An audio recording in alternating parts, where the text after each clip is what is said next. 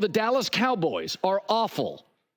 They are the only big, huge, massive brand in America that is awful. And they just hired a coach, and they dumped it on a Friday news dump. And Dak Prescott said this yesterday, and what do they say? The best way to correct a problem is to acknowledge you have a problem. So Stephen Jones, about a month ago, said drought. Remember, he put it in quotes, drought. Like we're having a drought. It's been 29 years. Yeah, it's a drought. Jerry Jones said over the weekend, hey, we could have been here. Not quite acknowledging the issue. We think we can stack up with Philadelphia. You got two guys who could play, CeeDee Lamb and Micah. I'm not sure anybody else gets on the field, and I'm dead serious. Zach Martin maybe, but I'm not sure. The Cowboys have two starters, two that start for Philadelphia. And Philly's players, many of the best ones, are like rookies. And second-year guys, they're getting better. So I was thinking about this. For the record, it also shows you how powerful the NFL is. They just got 127 million people to watch the game of record, and Dallas is in the toilet. But I told the staff this morning, if you just went to the NFC, forget the Ravens, forget Harbaugh and the Chargers, forget the Chiefs, forget Buffalo, forget those teams, Houston. Let's just go to the NFC. If you told me next year the top 10 teams in the NFC, I don't have Dallas in it. I think Philadelphia, easily the best roster. Detroit, second best roster. Aiden Hutchinson coming back. Rams aren't missing on draft picks if Stafford stays. Green Bay, and Washington with Jaden Daniels are a handful. The Niners will figure it out when Christian McCaffrey gets healthy. I don't think they're a top 3 or 4 team, but they'll get better. Minnesota and Seattle have too many good players. And I think Baker's better than Dak. I'll put them 9. And I do think Ben Johnson and Chicago's roster will make noise. I don't know if they're a playoff team. Dallas is not in the same class as Philadelphia, and from what I've seen with Jaden Daniels, they're not close to Washington. So if Shedeur Sanders landed with the Giants, I'm not so sure Dallas isn't a fourth-place team. So yesterday, as sort of a joke, I said the dynasty was dead in Kansas City. I had a little tombstone. Let's be honest. We have a real tombstone. Go ahead. We can show the real tombstone. It's over. It's the last brand in American sports.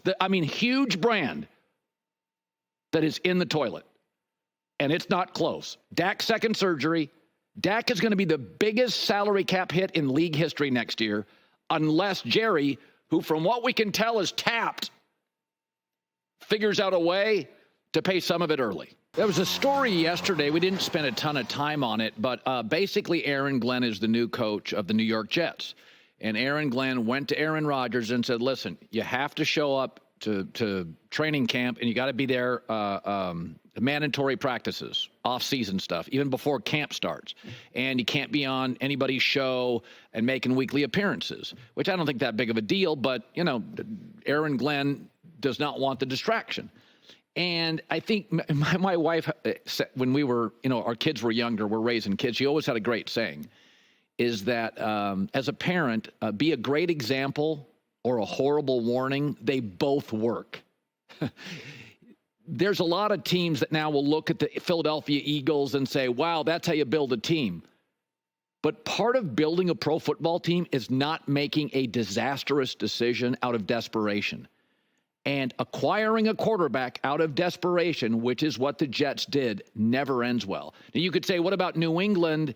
Tom Brady went to Tampa. Tampa was not desperate. They were a 500 team. They had a very good roster. They have a great GM.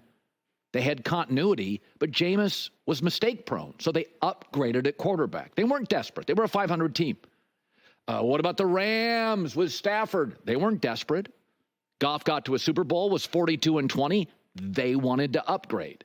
3 teams in the last couple of years were desperate at quarterback and went and got a big name. Denver with Russell Wilson, Cleveland with Deshaun Watson, and the Jets with Aaron Rodgers. And all 3 were an abject disaster. And here's one of the things. I was thinking about this morning. And the hidden danger to being desperate is not just the draft capital you give up, but that the star quarterback knows you're desperate. What did Russell Wilson do in Denver? Hey, Let me get my own office. Cringy? No. He never did that in Seattle. What did Deshaun Watson do in Cleveland, knowing he had the Browns over a barrel? He was once cleared to play in a game, and he's like, yeah, I know, but I just don't feel like it. And then there was Aaron Rodgers. I want you guys to sign Lazard. I want Nat Hackett. I want my buddies on the team. And I'm going to go to Egypt during camp. You know, I went to some of the practices, but I'm going to go to Egypt. Russell, Deshaun, and Aaron in a position in American sports, quarterback, which is sort of the glamour position. And I'm not blaming Russell, Deshaun, or Aaron for having an ego. You got to have one to be a pro athlete, especially a quarterback. But when teams are desperate, the quarterbacks know they are desperate, and they lean into it. And poorly run businesses get into these spaces.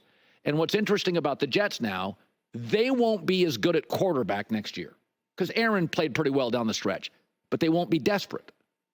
They won't be good at quarterback. They won't be desperate. Why? Because the new GM and coach have a pass for a year to build a culture. I mean, Dan Campbell's Lions were awful his first year. Secondly, next year's college quarterback draft, you're going to have 4 first-round guys.